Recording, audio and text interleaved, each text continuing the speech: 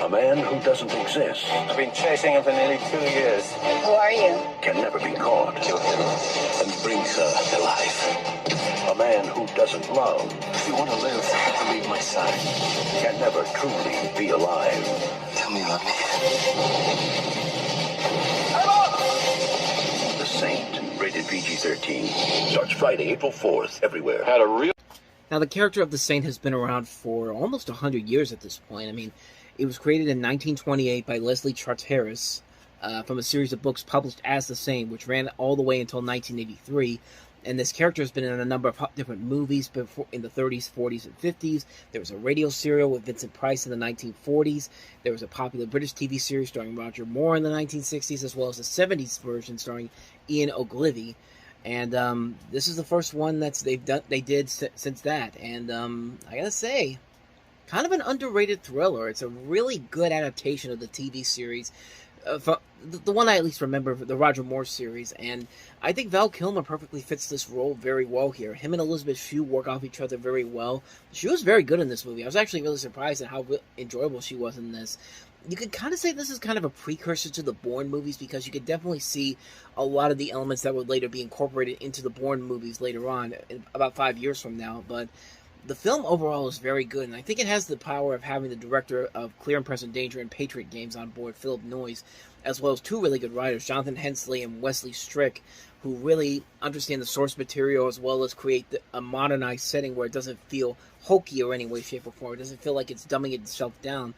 It's a very entertaining film. It's a film that I saw a long time ago, and I really fell in love with it. It made me want to watch the old British TV series of the same name. It's the one with Roger Moore. And it's a movie that I still hold in high regard to this day. It's a very enjoyable film, a really good thriller, another great film from this director, and probably one of Val Kilmer's best movies, honestly. I think this is one of his strongest films ever. So that is The Saint. Oh, I should mention, by the way, they actually are going to try to reboot this again with the director of Rocketman, Dexter Fletcher, and the star of Kingston. Was it Kingston? Or he was in Dungeons and Dragons recently. Regine Page, Bridgerton, Kingston, what the hell am I thinking? Bridgerton, the show, that's the show he's on. They're going to do it with him, and I think that'd be really cool to see, especially with Dexter Fletcher on board. So hopefully that eventually happens. They've been talking about it for a couple of years now, so I don't know what the status of it is right now. So hopefully one day we'll see it, but in the meantime, you got a really good movie here with Val Kilmer. So now let's go ahead and move on to the next movie, which is Bette Midler and Dennis Farina in the comedy That Old Feeling. To have an actual wedding?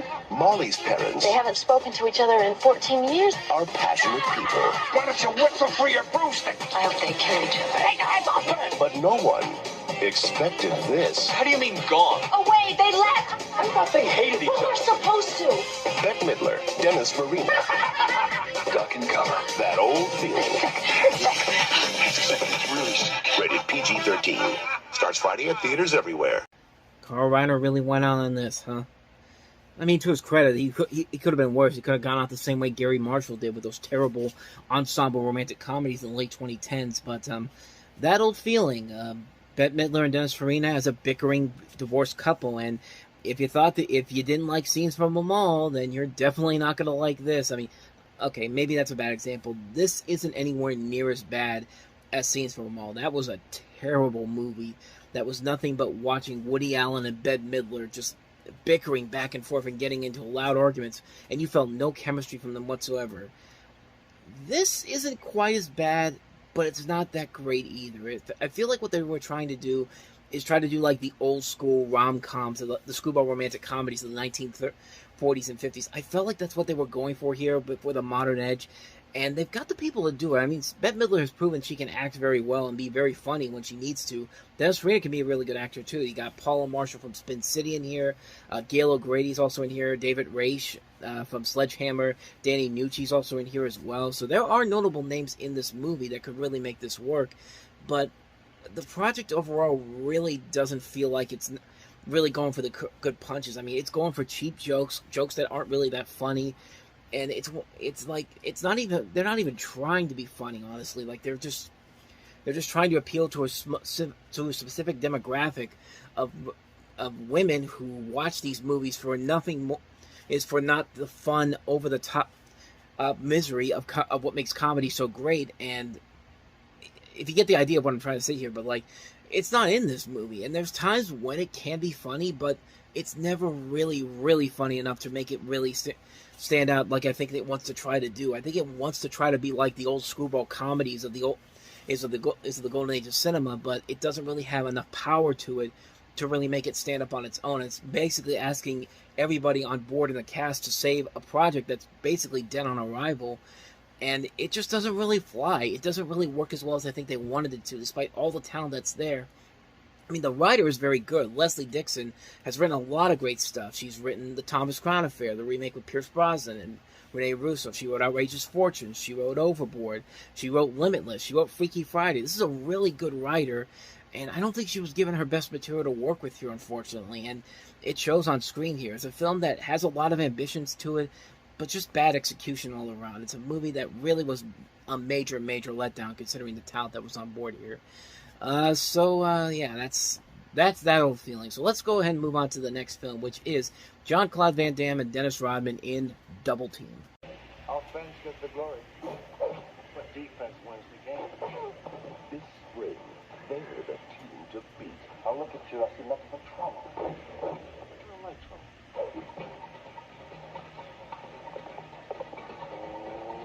Jean-Claude Van Damme, Dennis Rodman, they don't play by the rules. Double Team. Who does your hair? Stick to the Roy. No hurt jokes today, okay? Rated R. Opens everywhere. I'm just going to say it right now, 95% of this movie is terrible, but the 5% that's good in this is amazing, and that, of course, is the ending. I don't think I need to really delve into it. I think most people know what the ending is. You have the bad guy in here, played by Mickey Rourke.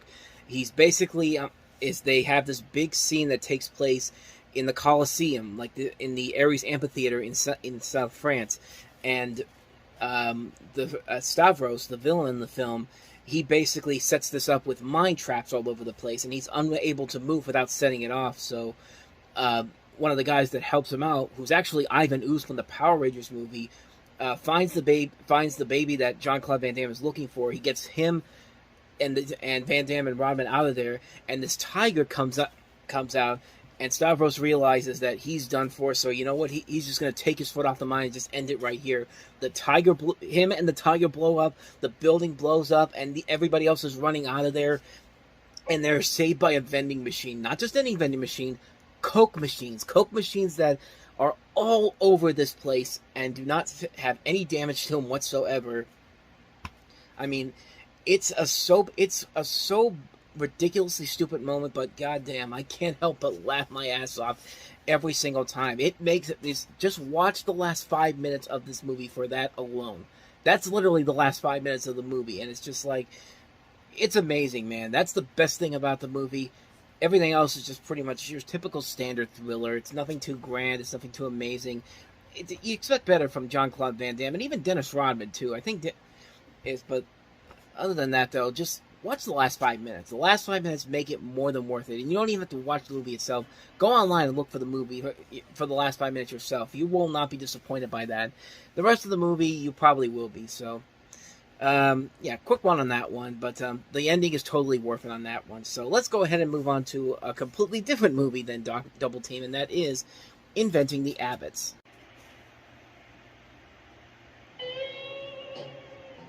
It was a time of innocence. You look like a clown. He looks like a clown, Mom, and he doesn't even know it. And for every family like the Holts, You do understand that you may be the only person at this party with artificial sideburns.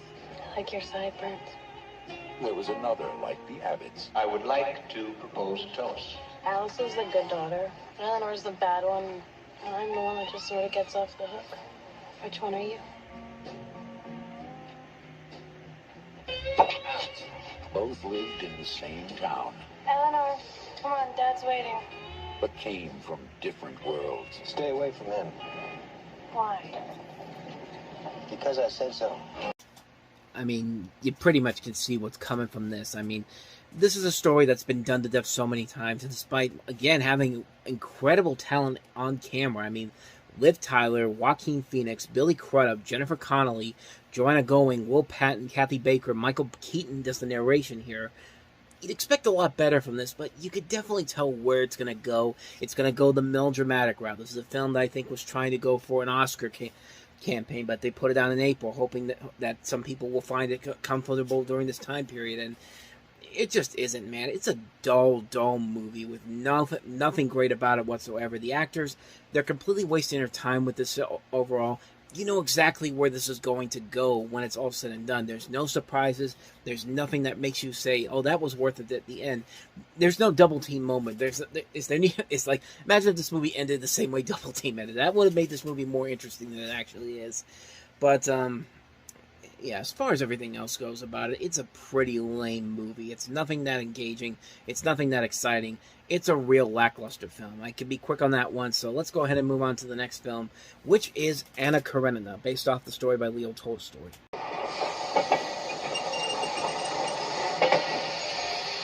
Not one gesture of yours.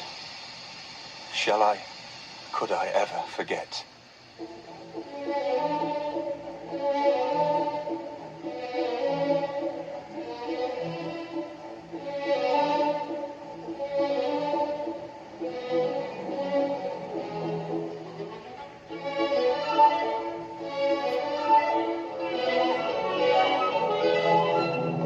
Like I said, this is based off of Leo Tolstoy's novel of the same name, about a young and beautiful married woman who meets a handsome count. She falls in love with him. The conflicts between her passionate desires and painful social realities lead to desperation and despair. You've got Sophia Marceau playing the title character and Sean Bean playing the count in this.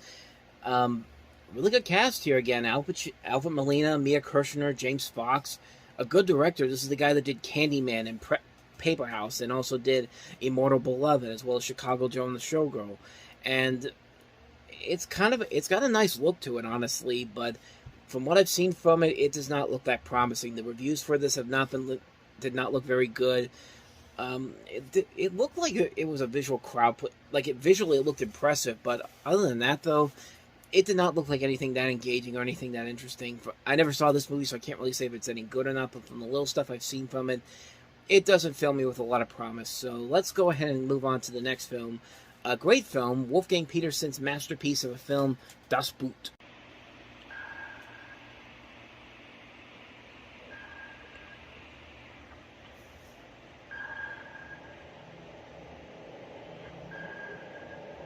Imagine a world in which your ears must be your eyes, where sudden death circles over your head, where the air you breathe is rationed, and your only escape is terror.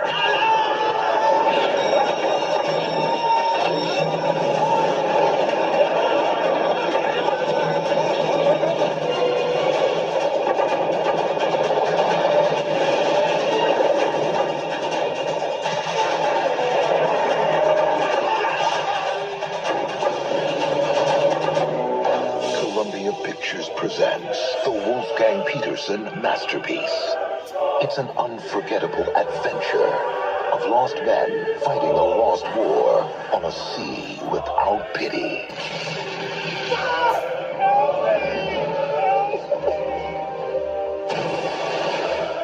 When the world runs mad and leaders can't be trusted, when all that remains of human decency is faded memories, the hunters become the hunted.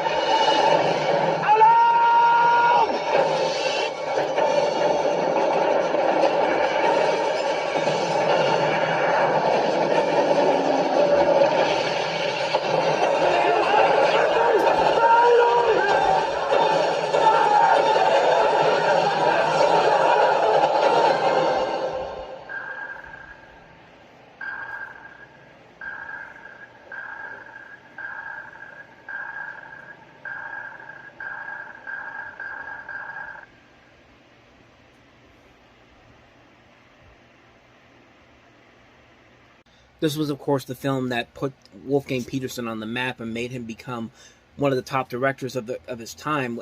After this, he did, of course, The Never-Ending Story, and that was followed by Enemy Mine, and then later on In the Line of Fire, and he had Air Force One coming out around this time, which I'm guessing is the reason why they put this re-release out there. This is a brand new director's cut of the film which features about, I want to say, features almost about 60. It's almost about 60 minutes worth of new footage to it. This is over, let's see, 60, 80, 60, 120, 180. It's about over 3 hours long, and the original movie is such a good film too. So I didn't know what to expect when I saw the original film, and then went into the remake, to the not even remake, the re-release of this, and the stuff they add in there is actually pretty good. It's a very good submarine thriller. You're basically following the story of this taking place with these crew members who go into this hazardous patrol in the Battle of the Atlantic. It depicts both the excitement of battle and the tedium of the fruitless hunt, showing the men on board as ordinary individuals with a desire to do their best for their comrades and their country. And it's one of the greatest submarine movies ever made. I mean, you see it in that little bit of the trailer there, but the visual look of the film still looks amazing. I really want to know if there actually is a Blu-ray version of this, because I'd really like to watch this movie in high definition to see if it looks just as good as the DVD version that I got a couple months ago. It's a really damn good movie. I'd seen it many times, but I never had a physical copy until recently, and it's a really incredible film. If you have not seen Das Boot, you've got to see this movie. This is one of the great submarine movies of all time. One of Wolfgang Petersen's best known films. Maybe his best film overall. I mean, the trailer literally says it's a masterpiece, and it definitely does fit that category. Can't recommend it anymore. Das Boot, if you haven't seen it, check it out. You will not be disappointed. So let's go ahead and move on to the last film that we have here. That is Kevin Smith's Chasing Amy. Quite a long face, Horace. I'm just having a little girl trouble. Pressing charges. I get that a lot. Holden McNeil was set in his ways. The way he worked. The way he lived. And the way he thought love should be. But then, she showed up. Let me guess. You like her. This girl loves me. There's something you should know. She got a boyfriend. Well, no. Then what's to know, my friend? And this girl's got a secret that's going to drive him crazy. I like you, Holden. I'd really like us to be friends. What I tell you, she just needs the right guy. What's up? Won't you come pick me up? I'll be your best friend. Now, the only thing standing in Holden's way is the truth. I can't take this. Can't take what? I love you. Not in a friendly way. How was your pseudo date? Okay, I'm telling you, she's never even been with a guy. You're dating a guy? So what if it is true?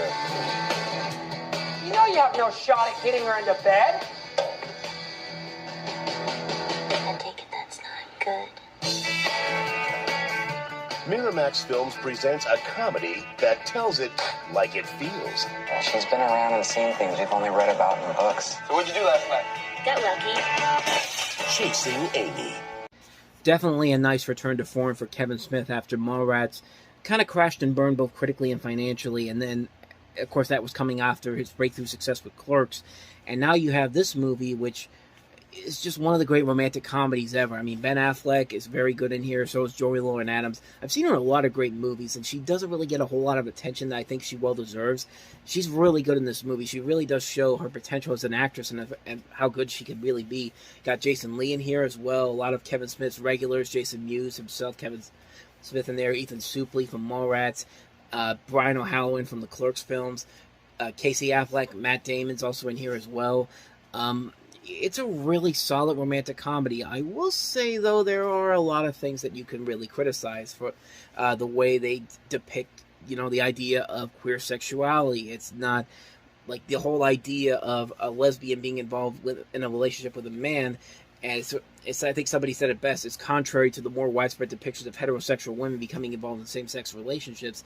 And it's one of those things where you look at it, you can see you can see that it's not really put together as well as you would have expected from what the premise was going for here. I mean, the movie overall is very good at handling a lot of the other things about it, like what you get from Kevin Smith's style of humor. Like, you get a sense of real honesty and a real sense of knowing exactly is knowing exactly what they're coming from and talking about and being as relevant as you can be in this time period. But yeah, the one thing that it doesn't really handle well is the idea that lesbians can't have a relationship with straight people, and with straight guys. It's a really weird thing about this particular film. It's a film that I think could have done it a lot better, if it was made today. But it still has more than enough that I think works very well to its advantage, where I can still consider it one of Kevin Smith's best overall films. It's a film that really is a nice return to form after what happened with Mallrats. It's a really solid film.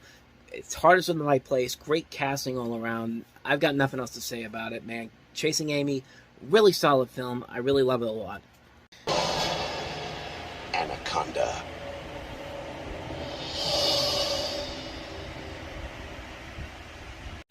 Nothing like a good, fun, guilty pleasure movie where it's basically Jaws, except instead of a shark going after the humans, it's a giant anaconda. And unlike Jaws, however, the special effects looked a lot better in Jaws than they do in this movie. And that movie had special effects that barely worked. But I digress. Anaconda, yeah, it is. It's not a great movie, but man, is it a fun film to watch. I mean, it's so ridiculously stupid. It's so over the top. The special effects look absolutely horrible, but I can't help but have a good time with it, man. You got a really good cast here. Jennifer Lopez, Ice Cube, Jon Voight, Eric Stoltz, Jonathan Hyde, Owen Wilson, and an anaconda that, man, has not aged very well. The CG effects in this movie look absolutely horrible, but you can tell that the filmmakers kind of know that going into it. I think they have a good idea about what kind of a film they're going to make here. I mean, Jon Voight in particular is having the time of his life in this ridiculously stupid performance that he has in this movie. Like, the trailer doesn't really show it here. You gotta watch the movie for yourself, man, because, man, Jon Voight is so over the top in this. It's glorious to watch. Like, this is a fun, guilty pleasure movie. It's not a great film whatsoever. It's very lackluster. You can easily predict what's going to happen, but you know what? You have to know that going into it. Go into it, have the time of your life. I certainly felt that way. And when I did, I had a really good time with it. I really enjoyed this movie a lot. It's stupid. It's ridiculous. They know that they're in on it. Unfortunately, the other sequels in the series did not really handle that very well, especially the next one, The Hunt for the Blood Orchid. And then, of course, you have the direct-to-video sequels. And then it somehow made it all its way back around when they made it crossed over with Lake Placid of all films. So, yeah, I mean, it's kind of like a sandwich. You get a good over-the-top movie to start off, a fun, cheesy movie to end it, but you have four really bad movies in the middle there. But, yeah, good fun all around. They are rebooting this movie. I think they just announced a director not too long ago, so it's going to happen again. So hopefully this reboot captures the spirit of the first movie, but probably won't. Probably be just another generic horror film that doesn't know how to not take itself too seriously. But we're gonna have to wait and see. So that is Anaconda. Let's go ahead and move on to the next film, which is John Cusack in Grosse Pointe Blank. Anybody for a few days, see what it feels like. I'll give it a shot. No, don't give it a shot. Don't shoot anything. There's just 3 things a hitman needs to know. Never admit what you were living. Don't work Kentucky Fried Chicken. Never go back to your high school reunion. And never go near your angry ex-girlfriend. Debbie, will you marry me? Grosse Pointe Blank. Rated R. Now playing at a theater near you. Another really fun movie, a very clever movie, I gotta say. I mean, a film that mixes in a high school comedy with an action film concept, where you basically have John Cusack playing an assassin who comes back to his hometown to attend a high school reunion, and chaos ensues. It doesn't completely go into action movie territory all the way through, but it is still a ton of fun, man. John Cusack is very good in here, so is Minnie Driver, Alan Arkin, Dan Aykroyd, directed by George Armitage, who the last movie he did was Miami Blues, which we actually looked at back when that came out in 1990. You can go ahead and check out that in the corner right there. But as far as the movie itself goes, it's a really fun movie. It feels like a late 90s movie. It has a late 90s soundtrack, which is pretty awesome to hear. A mix of punk rock with The Clash. The score's composer was actually The Clash's Joe Strummer, but it also features popular and alternate punk rock, ska, new wave songs, perfect of the time period. Pretty fun movie all the way through. A very clever film, very smart film. Kind of wish this guy actually directed more movies. He only made one other film after this, and that was The Big Bounce. But after that, he kind of fell off after that. He didn't really do anything else after that, but at least he had one good movie to his name, though. Grosse Point Blank is a real fun movie. Highly recommend it. Definitely check it out. So with that said, on to the next movie, and that is Paradise Road.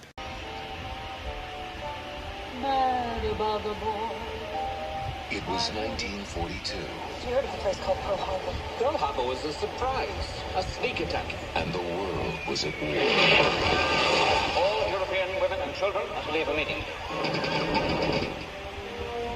On a journey to freedom, They should have shoved us out months ago. We could have gone. I think we choose to stay. they faced an enemy who had no regard for the innocent. The Prince Albert was full of women and children, not soldiers. So a story about these women from England, America, Dutch, and Australian who were imprisoned by the Japanese during World War II. You have Glenn Close, Frances McDormand, Pauline Collins, Juliana Margulies, Jennifer Ayle, Kate Blanchett, Elizabeth Spriggs. Of course, this is directed by Bruce Beresford, who did, of course, Driving Miss Daisy. His last movie was Last Dance, which wasn't really that great of a film. That's pretty much all I know about this one. I never even heard of it. I never even seen it, obviously. It hasn't gotten the best reviews from what I've seen from it, but I mean, you got a really good cast of people that could probably say that. Glenn Close, Frances McDormand, Juliana Margulies, Kate Blanchett. I mean, these are capable actors, so at least you can hope that the acting really saves the film when it's all said and done. But other than that, though, I don't really know if it's any good or not. I've never really had anybody talk about it, so maybe it's not that great after all, or maybe it is. Maybe it's an underrated gem. I really don't know for certain, but that's Paradise Road. So on to the next movie, and that is Keats to Tulsa. Started with a dead girl named Earla. At the end of a long stretch of windswept highway, Eleanor, what? Well, first of all, Tulsa's that way. in a place where people still live and die over forgotten dreams, Mom, I'm in trouble. Again. the son of an heiress, You're a rich boy. Well, screw up, Richter. the wife of a junkie, Come on, Richard, we got some things to talk about. and the witness to a murder. Sheriff knows who killed her. She's seen it. Now hold the keys That's where you're making us some money. That's blackmail. to the city of Tulsa. Another one of those movies you feel like was trying to cash in on the success of Pulp Fiction. You've got an ensemble that includes Eric Stoltz, James Spader, Deborah Unger, Cameron Diaz, Mary Tyler Moore, James Coburn, Michael Rooker, Peter Strauss, Joanne Going, James Spader. I don't really have anything much to say, honestly, because I've never even heard of this movie. I've never seen it before. Judging by the reviews I see from here, kind of like with Paradise Road, it doesn't feel like there's a whole lot there that could make this stand out on its own or seen as that great of a film, honestly. So, like I said, never seen it. Don't know if it's any good or not, but judging by what I've seen here, probably not. I mean, it could honestly be good, but at the same time, I haven't heard anything about it that sounds promising, so tough call on that one. Don't really have any much more to add to that one. So let's go ahead and move on to the last one, which is Schizopolis. Ladies and gentlemen, young and old, this may seem an unusual procedure speaking to you before the picture begins, but we have an unusual subject.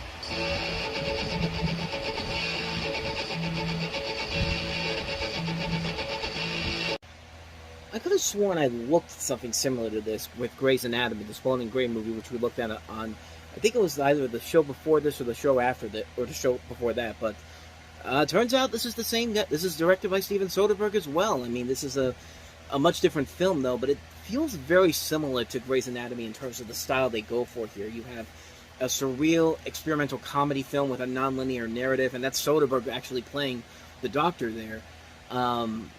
I really do not know anything about this movie. I don't know if it's anything. I don't even know what the story is. I didn't even know that Steven Soderbergh himself actually made it, but he made it. I guess he made it around the same time he made Grey's Anatomy, and it certainly looks weird. It certainly looks like an odd film looking at the trailer for this. Let me see if I can find an actual plot for this. All it says is Fletcher Munson, the lethargic employee of a pseudo-religious self-help company, and his doppelganger, the friendly but dull dentist, Dr. Jeffrey Korchak. That's literally what it says on IMDb, so I really don't know for sure about what this movie is, but my curiosity is indeed piqued. I don't know. This is one that I might have to check out at some point. I don't know if it's going to be anytime soon, but I love Steven Soderbergh. I love his works. Kind of feel obligated to check this one out since I've never seen it before. That and Grey's Anatomy, too. So, that's all I got for you on that one. That's Schizopolis.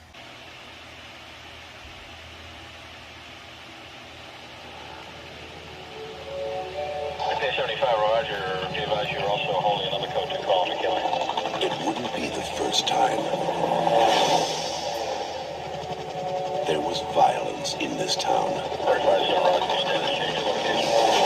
It wouldn't be the first time a brutal murder was covered up.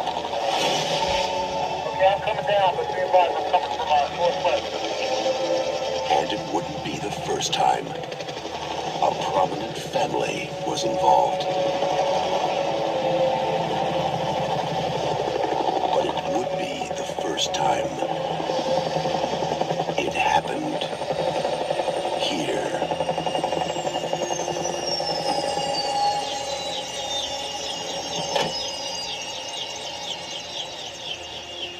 I've got a murder at 1600 Pennsylvania Avenue.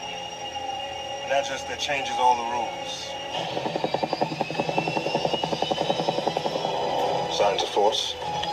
No. So you're saying sex, not rape. So she had sex in the White House. You were there. Who's where? The president and the first lady. They were in the White House. This is global, detective. It's a little bit off your turf. This is a homicide. This is my turf. The presidency is an institution, not a person. An institution will be protected at all costs.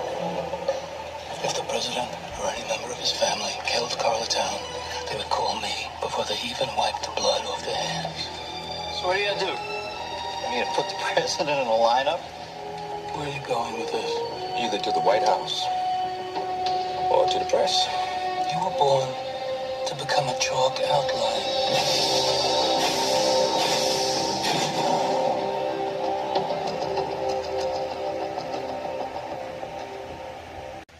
Boy, that escalated quickly at the end.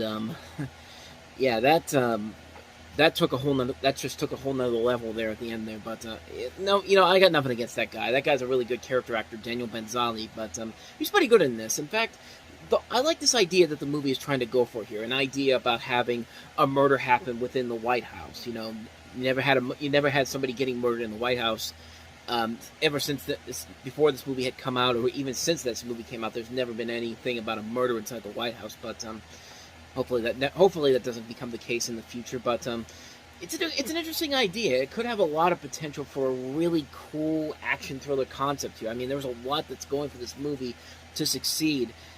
But if you watch the trailer closely, you can get a pretty good idea of who the bad guy is, who's the guy that started this, that's involved in the murder, and you can see where it's going to go here, his plan, all that type of stuff, and it's a real letdown of a film, honestly. Like, the story itself, it starts off very promising, but then it goes by the notes. It goes by the notes of what you expect from a thriller like this. You have a pretty good idea who the bad guy is pretty quickly, who's the murderer, and there's no real surprises, there's no real twist to it, and it's such a shame, too, because there is so much that could be done with this plot here, and the cast overall is very good. Wesley Snipes, I think, is very good in this movie. So is Diane Lane and Alan Alda. Ronnie Cox playing the president. Dennis Miller, he's actually okay in the movie. He's not doing his usual stick here, and there's a lot here that definitely could work towards the success of the film. But the story just goes a typical formulaic route here. You don't have any real surprises. Once you figure out who you think it actually is, it turns out it is indeed actually who you think it is, and it just doesn't work. It's a movie that I was really let down when I saw this movie for the first time, because I thought the concept was so good. I thought the trailer was really cool as well, but honestly, it just really didn't deliver on everything that it promised. It's a film that has so much potential to be something really good, but it just goes the been there, done that route. And I think that's its biggest problem. There's no real twist. There's no surprises to make it stand out on its own. It's just a very poorly made film, and it's a disappointment too, considering the promise that it had going for it in the beginning. It's a shame. I really wanted this movie to be really good, but unfortunately, it just isn't. So that's Murder at 1600. So let's go ahead and move on to the next movie. Another big disappointment, you would say, Tom Arnold in McHale's Navy.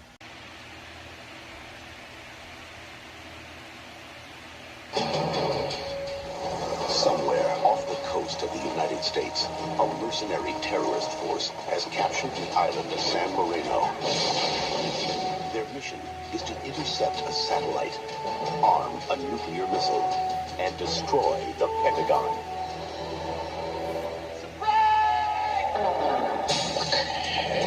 You ready, boys? Call 911. Now there goes tonight's luau. It's party time. Are you way back in town?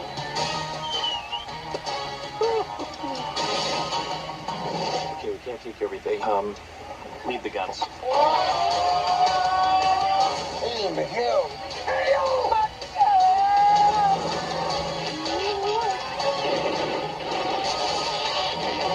Come on and pop me. Tom Arnold, David Allen Greer, Dean Stockwell, Deborah Messing, with Tim Curry, Danton Stone, Bruce Campbell, and French Stewart. McHale's Navy. No way. Big way. Directed by Brian Spicer. First of all, it's not a very good sign if your lead star, Tom Arnold, is barely in the trailer. Like, he plays McHale in this version, and even you have the original. Is another thing that's going against the movie is that Ernest Borgnine, who played the original McHale, is in the film, and you only see him in one scene, and he's not even listed in the main credits. Like, you see everybody else in there: Tom Arnold, Dean Stockwell, Deborah Messing, David Allen Greer, Tim Curry, Bruce Campbell, French Stewart, Danton Stone. They don't even bring in Brian Haley from Baby Stay Out and Little Giants, or even Tommy Chung, who's in this movie. And that should be pretty much of a warning sign right there that this movie really isn't going to work. It's just like, it's not even that funny, man. Like, it's not a funny movie. It's not even doing what I think it's trying to do here. It's trying to be more of an action comedy in a way, but it just doesn't really work here. And that right there could be a sense of what I was thinking when I was going through this movie. I'm scratching my head thinking, what went wrong with this movie? I mean, there's a lot of potential for this to work here. I mean, you've got Tim Curry playing the bad guy. Tom Arnold is actually not a bad choice for the role of Quentin McHale here, but man, this movie just sucks big time. Like, it's not even trying to be funny. And it's the sad part is, this is probably the worst movie that Tom Arnold did between Big Bully in 1996 and this, when he was trying to become a star in Hollywood, because he had so many bad movies. This might be the absolute worst because there's so much potential with what you could do with this, and it just goes to show you that maybe Universal should just stay out of the water, because every time they try to make a movie that takes place mostly at sea, you know, Jaws: The Revenge, Waterworld, this movie, Battleship, chances are it's going to be a disaster in some way, shape, or form. That even the head of the studio, the former head of the studio whose production company produced this, Sid Sheinberg, basically said McHale's Navy was a disaster, and I'm not even pretending that it wasn't a disaster. Like, this dude knew this thing was going to be bad big time, and it basically ended the production deal with his old studio after this film came out. And yeah, what a disappointment with the talent they have on here and the possibilities they could do with this, and this is the end result of it. I mean, such a bad movie, a real disappointment on so many levels. That this thing should have been so much better than it actually was, but no, it's a gigantic letdown. So, speaking of comedies that were gigantic letdowns, let's go ahead and move on to the next movie. I feel like this whole episode is all about expectations and basically having them be all disappointments after seeing them all. Here's another one. Joe Pesci and David Spade in 8 Heads in a Duffel Bag. Where the hell am I head? Tommy Spinelli is a hitman who's lost his luggage. Don't worry about it, all right? He'll have it before he starts thinking. You got my heads and I want them back. No, he's out of his element. Like you're an organ. Trust me, pal. They don't feel it. And out of his mind. Joe Pesci, Christy Swanson, and David Spade. Tell me if this sounds like a phone hanging up. Yeah, 8 Heads in a Duffel Bag. Rated R. Starts Friday, April 18th. It says a lot when the title is the funniest thing about the whole movie. Just a letdown, man. A major letdown. This is directed by Tom Schulman. His first film as a director. Of course, this is the same guy that wrote Dead Poet Society. He also wrote Medicine Man, Honey, I Shrunk the Kids, What About Bob, and Decent Proposal. He's written a lot of solid films in his career. This is his first directorial effort, and this is how it ends up.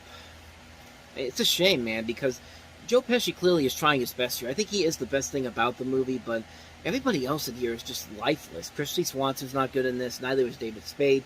You start to see with this movie here that without Chris Farley there to kind of be the comic foil to him, David Spade is not really all that funny when he doesn't have Farley right next to him. But I like the idea of what the film was going for. They were trying to go for like a dark black comedy mixed with an old screwball comedy from the 40s.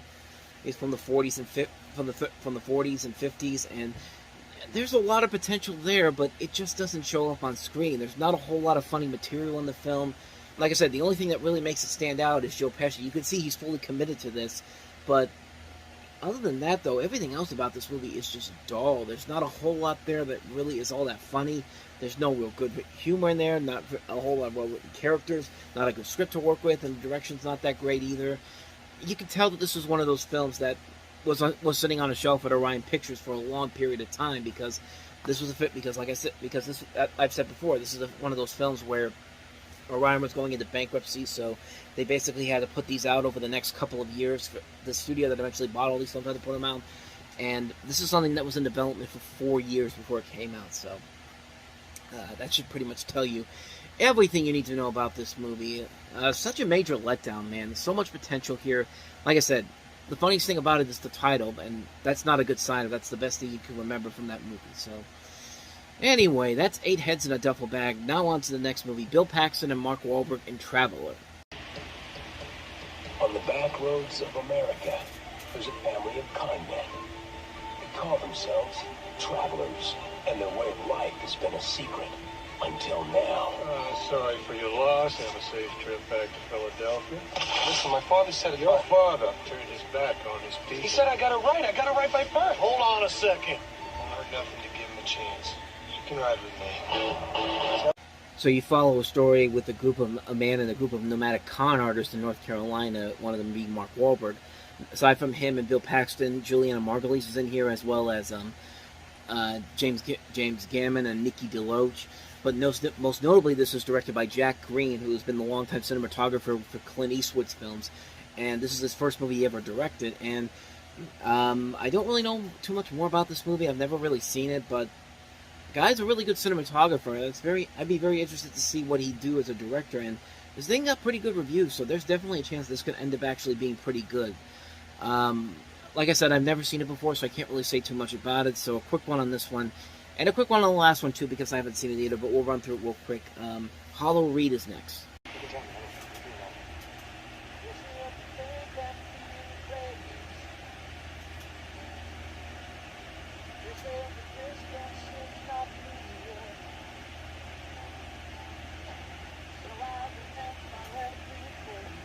So the plot of this is basically that a divorced gay man who begins to suspect his son is being physically abused by his ex-wife's new boyfriend, and takes place in the town of Bath, Somerset. Martin Donovan is in here, Jolie Richardson, Jason Fleming, some notable names here, but I really don't know anything about this movie in general. I've never seen it before, so I can't really say if it's any good or not. I mean, I can't even show you a whole lot of the clips there, because I don't know what that'll matter for copyright reasons, but I showed you a little bit as much as I could, but yeah, like I said, I don't really know too much about this one, so I can't really say if it's any good or not. I've never heard anybody really ever talk about it, so I don't know. I don't know if it's any good or not. I don't even see any reviews for it right here on the Wikipedia page, but that was the last one that came out this weekend to talk about, so that's Hollow Reed. Good morning, Southern California. We're heading for a high of 75 degrees. Didn't take long to get our first zip alert this morning. This morning's shaker surprised all of us here in the Fox 11 newsroom. This was a small to moderate earthquake. Epicenter magnitude is in percent. Epicentered in Palmdale. If a dam breaks and the mayor calls, I don't want you telling her Rourke went fishing. Okay, we don't pull her off the slopes for even a 4.9. Gas explosion in the MacArthur Park area. Rescue crews. Public Works lost 7 guys. What's going on? 3 guys were on the storm train. They had a steam pipe. It got scalded. Steam did that. Steve doesn't count to shoot like this. That's it? Something else. We got a problem. Number 4 trend, westbound. Temperature on board reads 20 degrees above normal. That lake was 62 degrees yesterday. Today it's up to 68. That's a sunny day. It takes a geological event to heat 1 million gallons of water for 12 hours. What is a geological event? Mike, come in. What's going on? It's tremendous heat. This is no good. Get out of here. Get off the train. Wasted on Lake your home. Somebody tell me what the hell is going on. There's got to be something feeding this. When it hits the water, it's gonna punch through. You mean you're rough? Yeah.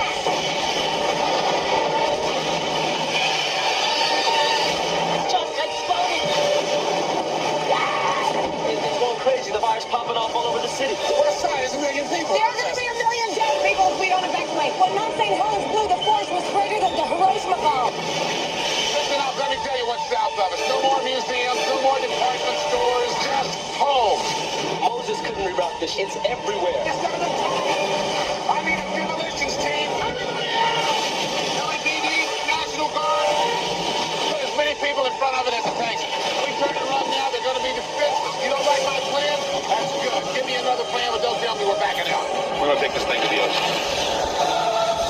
In a city where anything can happen. On April 25th. It will. Please stay calm.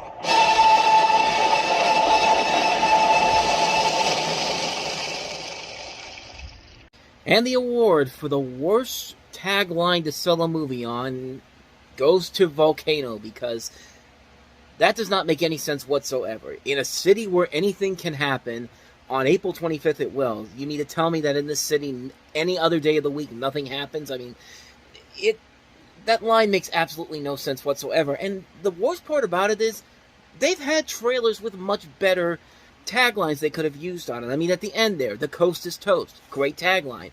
Hell, the trailer that was in front of Independence Day, that was a great tagline.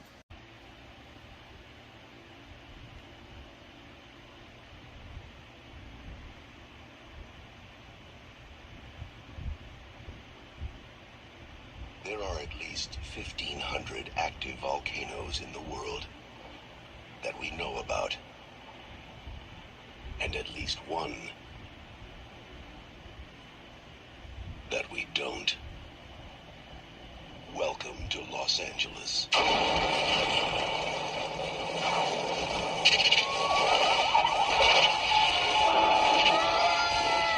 the shot!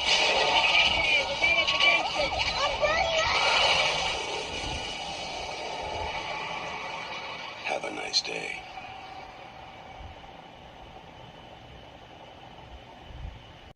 See, that's a better tagline than whatever the hell they were trying to sell in that first trailer, but let's be honest, that first trailer wasn't even selling itself very well. I mean, good lord, that was horribly edited. It shows you every single plot point that goes on in the movie. Everything that they show you in there literally is everything that happens in the movie. It just makes no sense whatsoever. It's a film that had so much potential to it. I mean, it is an interesting idea, like to have an active volcano in a big major metropolitan city like Los Angeles, or something like even in New York, but here it's in Los Angeles, and that could be a really cool idea, even for a dumb disaster movie. That's a solid idea. But if you have a trailer like that pretty much shows you everything that happens in the movie, and then sells you on one of the worst taglines ever, then you know that this movie is dead on arrival. And sure enough, it is indeed dead on arrival. I mean, it pretty much shows you everything in that one trailer, and it's not an engaging film whatsoever. You don't like any of these characters. The volcano scenes are not that good, interesting to watch. I mean, yeah, it looks like it's there, but at the same time, Dante's Peak had better visual effects than anything in this movie. And this movie just feels like it feels like they didn't know what else to do after they sold the film on a volcano in Los Angeles. It's like they sold it to Fox like that, and then they said, okay, what else you got? And then they were just like, oh shit, we don't have anything else here. Yeah, it's a bad movie, man. It's a really terrible movie. And as much as I didn't like Dante's Peak, I give Dante's Peak credit because you could tell that there was actual practical effects in there, and they did a good job of meshing any CG they had to use with the practical effects in that movie. Here, the effects look nice, but everything else about it is just so uninspired. You don't like any of these characters. I mean, honestly, like I said before, you could watch the trailer and see that pretty much everything that was in the trailer is in the movie, and even then, it's not that interesting of a film. Like, this was a film that was hyped up so much. Like, they put this trailer in front of the biggest movie of the previous year, Independence Day, hoping that they can get the buzz going on it, and just didn't work. Just did not work in the end. Such a terrible, terrible movie this is.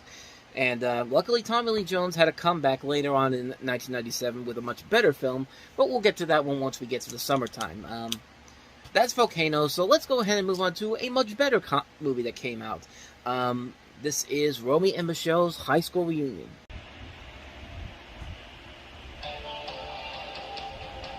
Remember the prom? You got so thin by then. I was so lucky getting mono. That was like the best diet ever. Meet Romy and Michelle. Remember that time I barfed from really bad Mexican food? So gross. I hate throwing up in public. Me too! Oh. They walk the walk. God, this underwear is totally riding on my They talk the talk. Romy, did you lose weight? All I've had to eat for the past 6 days are gummy bears, jelly beans, and candy corn. God, I wish I had your discipline. But at their high school reunion... Are you going? I'd rather put this out in my right eye. Okay. They'll be in a class by themselves. We can go to the reunion and just pretend to be successful. Oh my God. From this point on, we are sophisticated, successful career women. Which one of these guys will I have sex with at the reunion? Lightstorm Pictures presents... That hurt, but it looked really good. Mira Sorvino. Yeah, actually, no, prove that you're cuter. Okay, who lost their virginity first? Oh, big wow with your cousin Barry. I wouldn't brag about it. Lisa Kudrow. I'm sorry, I couldn't find my top. In a story of the blonde.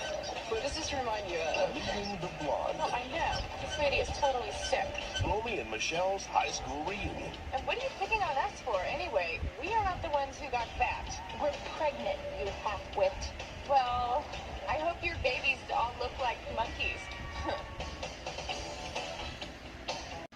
You know, watching this movie again, I was trying to figure out why this movie is so funny. Why is this movie has had this long-lasting longevity to it after all these years? And then I realized of who it's directed by, David Merkin. Now, that's a name that you may not know by namesake, but you have definitely seen some stuff that he's involved in. He's worked on stuff like The Simpsons during its peak years. He worked on The Critic.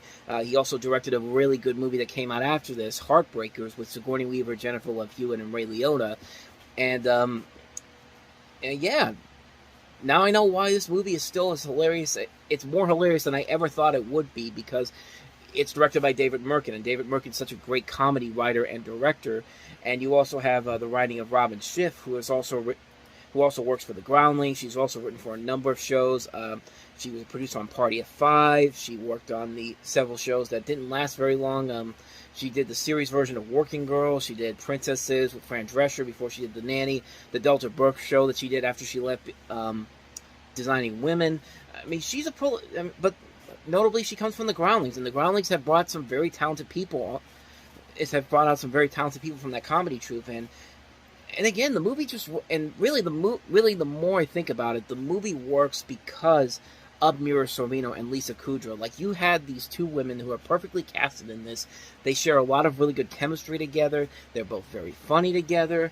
The writing is just top notch, and a cast that also includes Janine Garofalo, Alan Cumming, Cameron Manheim from The Practice. I mean, the pieces all came together so well in this movie. It's such a very solidly made film that even people who don't usually go to chick flicks like this, like me, can actually find a lot to really appreciate from it. I mean, I guarantee you that the people that made Barb and Star Go to Vista Del Mar took a lot of inspiration from this when they made that movie, because you definitely get a sense that Barb and Star would be older versions of the characters of Romy and Michelle in this particular film. The setups they have in here are kind of very unique in the very same way, and the movie is just really funny. It's a really funny film a clever idea overall. In fact, this is actually the second high school reunion comedy that came out in the last month from Disney, which also gave us Grosse Point Blank, which is a terrific film.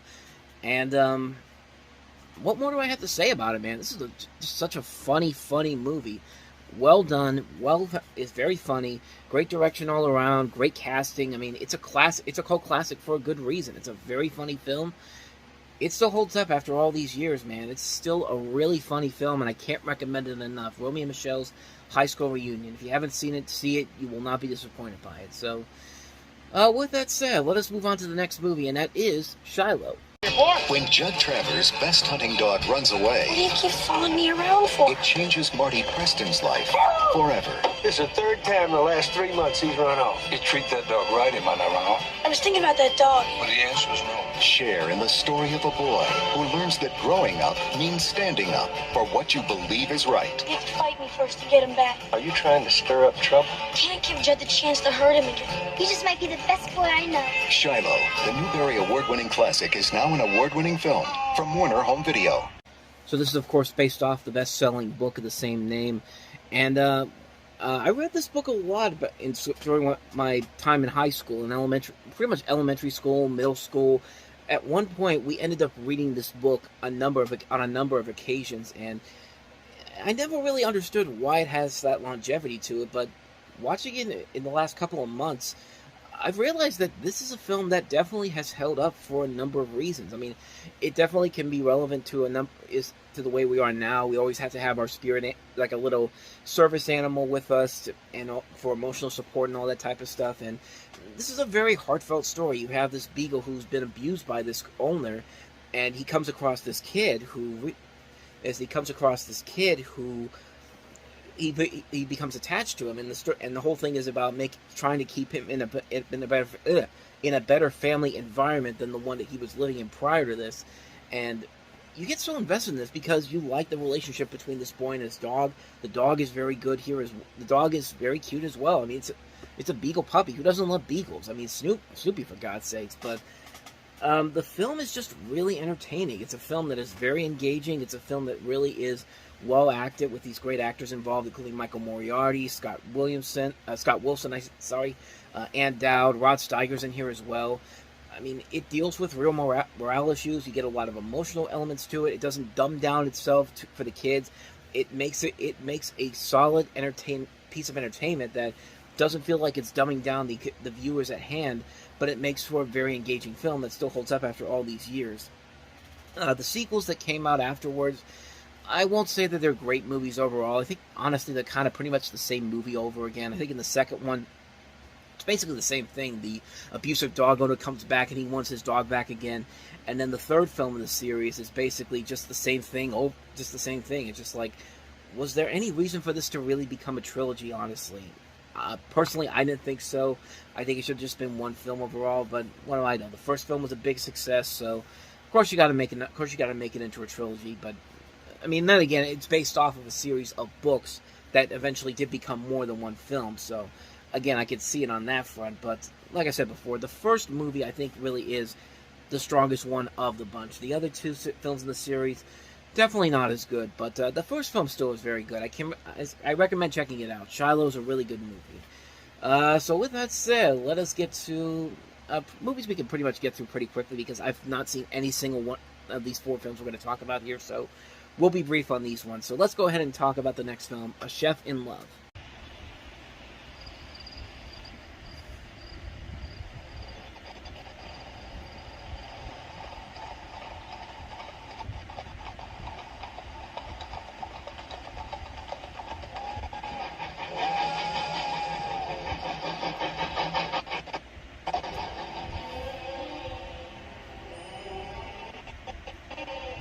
So the story centers around this French opera singer who's also a chef that's actually living in Georgia. He owns a restaurant, and it shows life in Georgia at the beginning of the 20th century, including a short period of independence, the Democratic Republic of Georgia. And after the Bolshevik coup attempt in Georgia, the chef refuses to immigrate and endures the brutalities of this new regime. This comes from the country of Georgian, I should say. Is it Georgian or Georgia? I know this is dead end here, but no, Georgia. It's the country is Georgia, and was actually selected as the entry for the best foreign language film at the Oscars, and did get nominated for it, but it did not win. So I don't really know if it's any good or not, but came out this weekend. Might as well bring it up. So that's A Chef in Love. So let's go ahead and move on to the next film we have here, and that is A Brother's Kiss. They were brothers who had nothing to rely on but each other and their dreams. Professional basketball. I'm gonna be a professional detective. I'm gonna have a 357 Magnum like Clint Eastwood. The pack we made. It's the pack we made. Like a drink smoker do nothing. Why not? Because we won't be professionals, man. That's why. Give me a carton of Taurus and a fifth of Bombay and a bag of eyes. So you have two brothers. One is an older brother named Lex and his younger brother Mick, who live in Harlem. Mick is a policeman, and Lex spends youth years in reformatory because of injustice after he confronted the cop who tried to sodomize Mick on the street. He's living with his wife Debbie, trying to make ends meet and failing. And one day Lex calls Mick, and he has a problem. And I don't really know what else I could say about this one because I haven't seen it before. But this is based off of a play that this director did. Seth Zeev Rosenfeld is the writer and director of this. This is based off of his play. And he grew up in the same neighborhood as the actor Michael Rayner, who plays Mick in the film. And him and the actor who plays Lex, Nick Chinlin, were friends as children. But other than that, though, I don't know really too much about this. But it's got a good supporting cast to it. You know, John Leguizamo, Kathy Moriarty, Rosie Perez, Michael Rappaport, Marissa Tomei. A lot of notable names in here, but other than that, though, I don't really know too much more about this one. Could be good. I mean, it's got a lot of positive reviews, 100% on Rotten Tomatoes, which could mean that it's actually something pretty special, but I haven't seen it before. I've never heard anybody talk about it, so I don't really know for sure if it's any good or not. So, quick one on that one as well. Let's go ahead and move on to the next one, and that is Flamenco.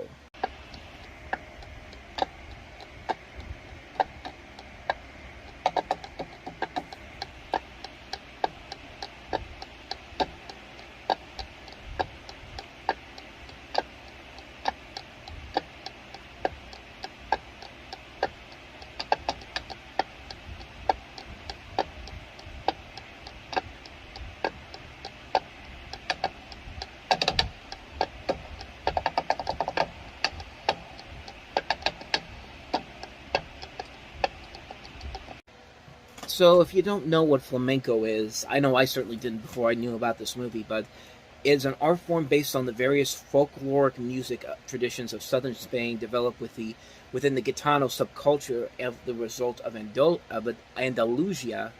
I'm reading it off of Wikipedia, so I'm not getting this mixed up here, but it also has historical presence in Extremadura and Murcia. And this is basically a documentary of musical and dancing vignettes composed and photographed on a soundstage. And of course, you see Vittorio Sotoro, who did cinematography for The Godfather and Apocalypse Now, as well as The Last Emperor.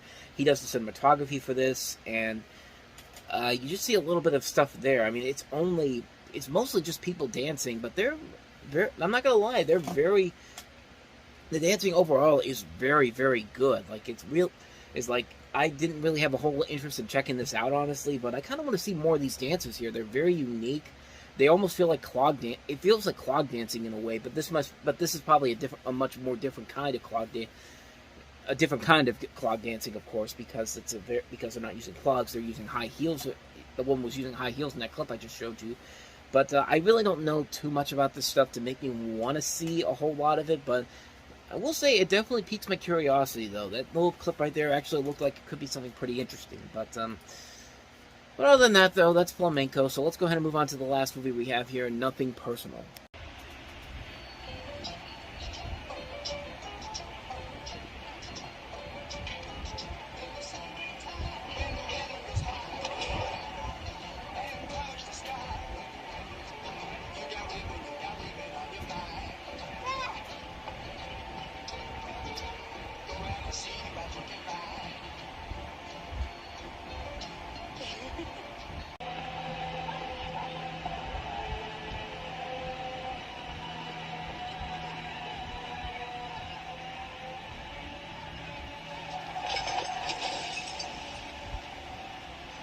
same side here, so Christ, you've no idea how nervous that makes me.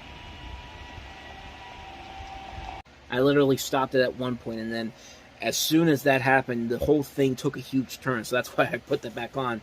But as you can see, in 1975 Belfast, the Troubles are in full effect, with the Troubles being an ethno-nationalist conflict in Northern Ireland that lasted about 30 years from the 1960s all the way to 1998. So this thing was still going on when this movie came out. It's also known internationally as the Northern Ireland conflict, which is sometimes described as an irregular war or a war-level war, and a Protestant bar is bombed by Catholics. Several people are killed. Hours later, you have Protestant fighters, Kenny and Ginger, retaliate by killing a Catholic, starting a full-scale riot. Then a Catholic single father attempts to help the victims of the fighting, but finds himself on the wrong side of this divide. It escalates pretty quickly from where I stopped it at first, and then when I put it back on there. But it looks like a pretty intense film, and like I said, this was still going on when this movie was coming out, so it's very. It looks like it could be. It looks like a very intriguing film. I didn't really know too much about it before I looked it up, and my curiosity's kind of piqued on it. Maybe one day I'll check this one out, but yeah, that's pretty much all I got for you on that one. So that is nothing personal. Nothing personal to nothing personal. And with that said,